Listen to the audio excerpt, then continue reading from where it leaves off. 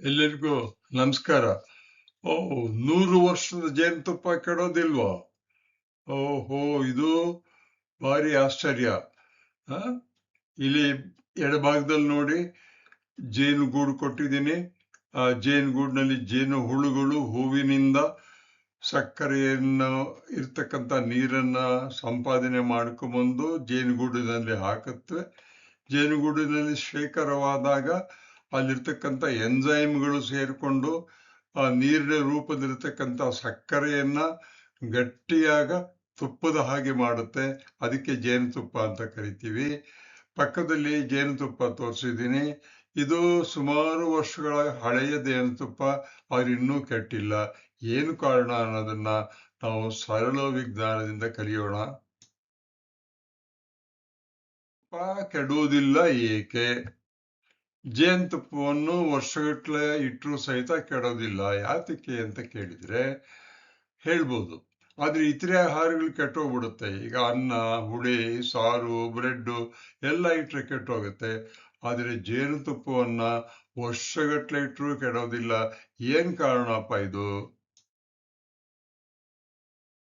ತುಂಬಾ ಸರಳವಾಗಿ ನಾವು ವಿಜ್ಞಾನದ ರೂಪದಲ್ಲಿ ಹೇಳಬೇಕು ಅಂದ್ರೆ, ಜೇನುತುಪ್ಪದಲ್ಲಿ ನೀರಿನ ಅಂಶ ಕಡಿಮೆ ಇರುತ್ತೆ. ಕೇವಲ 15-18% ನೀರಿರುತ್ತೆ. ಅದಾದ್ಮೇಲೆ ಅದರಲ್ಲಿ ಕೆಲವು ಎಂಜೈಮ್ಸ್ ಆಗಿರ್ತಕ್ಕಂಥ ಕೆಮಿಕಲ್ಸ್ ಇರುತ್ತೆ. ನೀರು ಮಾತ್ರ ಇದ್ರೆ ಬ್ಯಾಕ್ಟೀರಿಯಾಗಳು ಮತ್ತು ಫಂಗಸ್ ಬೆಳೆಯಲು ಸಹಾಯ ಆಗುತ್ತೆ. ಆದರೆ ಜೇನುತುಪ್ಪದಲ್ಲಿ ನೀರಿನ ಅಂಶ ಬಹಳ ಬಹಳ ಬಹಳ ಕಡಿಮೆ. ಆದ್ದರಿಂದ ಜೇನುತುಪ್ಪದಲ್ಲಿ ಯಾವ ಜೀವಾಣುಗಳು ಬರುವುದಕ್ಕೆ ಸಾಧ್ಯವೇ ಇಲ್ಲ. ಜೇನುತುಪ್ಪದಲ್ಲಿರುವ ಹೆಚ್ಚಿನ ಸಕ್ಕರೆ ಇರುತ್ತೆ. ಆ ಸಕ್ಕರೆ ಇರೋದ್ರಿಂದ ಜೀವಾಣುಗಳು ಬರೋದೇ ಇಲ್ಲ ಅಲ್ಲಿ. ಜೀವಾಣುಗಳು ಅಂದ್ರೆ ಯಾವ್ದಾಗ ಬ್ಯಾಕ್ಟೀರಿಯಾ ಆಗ್ಬೋದು, ಫಂಗಸ್ ಆಗ್ಬೋದು, ಯಾವ ಜೀವಾಣುಗಳು ಅಲ್ಲಿ ಬೆಳೆಯೋದು ಸಾಧ್ಯವೇ ಇಲ್ಲ.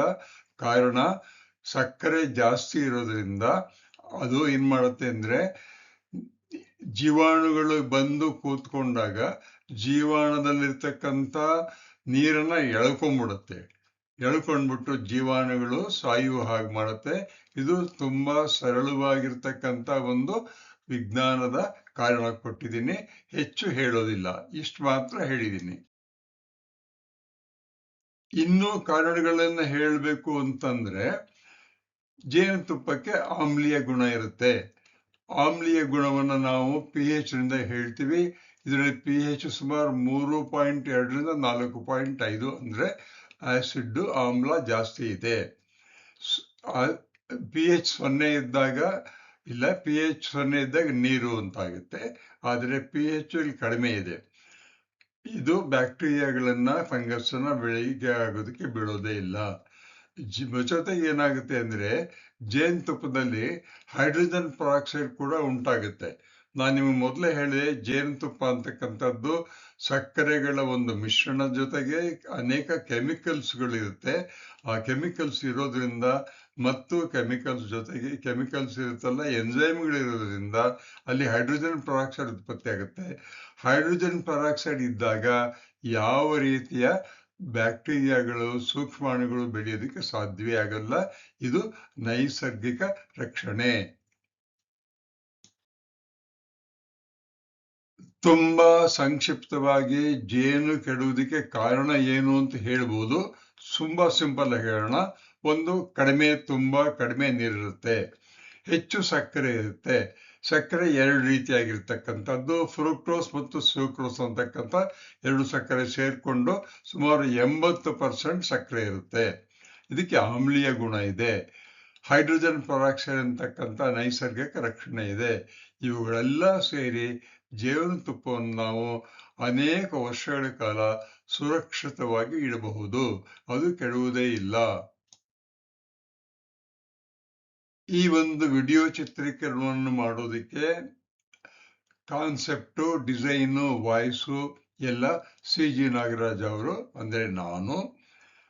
ಹೆಲ್ಪ್ ChatGPT ತಗೊಂಡಿದ್ದೀನಿ. ಚಿತ್ರಗಳನ್ನ ಕ್ರಿಯೇಟಿವ್ ಕಾಮನ್ಸ್ ತಗೊಂಡಿದ್ದೀನಿ.